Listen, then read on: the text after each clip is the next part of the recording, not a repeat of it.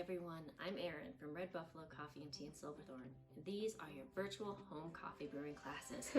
Join me over the next couple of videos as we talk about the quintessential elements to brewing coffee better at home.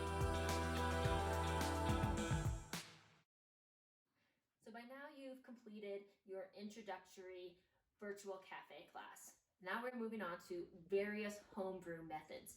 Many of you might be wondering, what is a Moka Pot? I've seen it in Europe, I've seen it camping.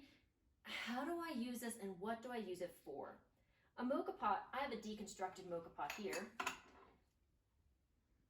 gets brewed over an open flame. Or if you have an electric stovetop, it just gets brewed on your heat surface directly. Now, they generally make espresso strength coffee. I usually go a little weaker than I would for espresso in my espresso machine, but afterwards you can do a lot of things with it. If you don't have a home espresso machine, you don't want to invest in one, you can still use this. You can still make decent lattes, espresso, Americanos. And let me tell you the best part about once you make espressos at home, you can now make an affogato at home. And that, my friends, is a delicious treat we will get into later. So I have this Moka Pot here. This is the top part. This is where the coffee will percolate into. I have this piece here, which is going to hold my coffee. And this is where you put your starting coffee. This is just a pressure release valve. So because this is a 4-ounce Moka Pot, I'm going to fill this with water. You will see there is a line on the inside of your Moka Pot. Fill it with water to that line. I am slightly spoiled in my house, and so I use already heated water so that it goes faster.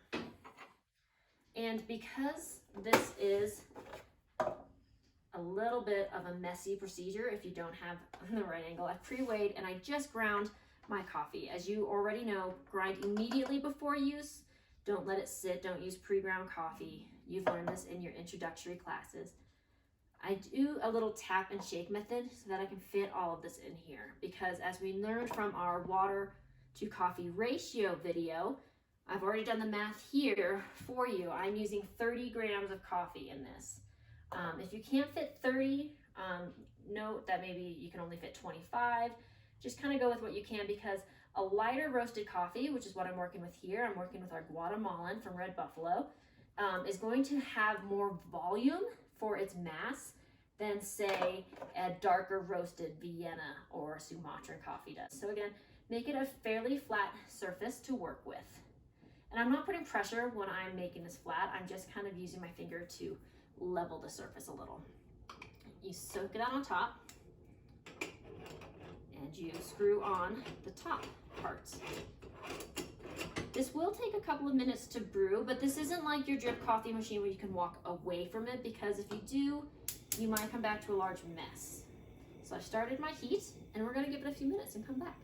So you might be able to hear, if you turn up your volume, that this is making this telltale sound. My favorite place in Italy at a bed and breakfast once put that in the written instructions.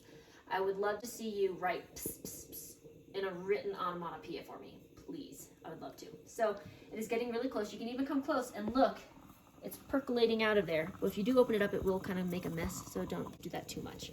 Okay, and then at a certain point, it's going to be, this is going to settle down in its volume that you're going to audibly hear, which is why this is not one you walk away from and go do your makeup or take a shower. This is one that you can maybe be cooking your breakfast while it's doing this, or doing the dishes, but something in the general vicinity so you don't leave it unattended. So I hear that it stopped making that sound, so I'm going to turn off my heat, and now you have fresh brewed espresso. So it's still finishing a little bit of a perk, so I can see it there, but I have this beautiful Turkish espresso cup, and I can pour right into that with my espresso.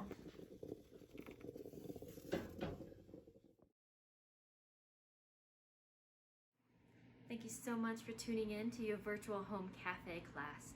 We look forward to teaching you so much more about how to make the best coffee at home.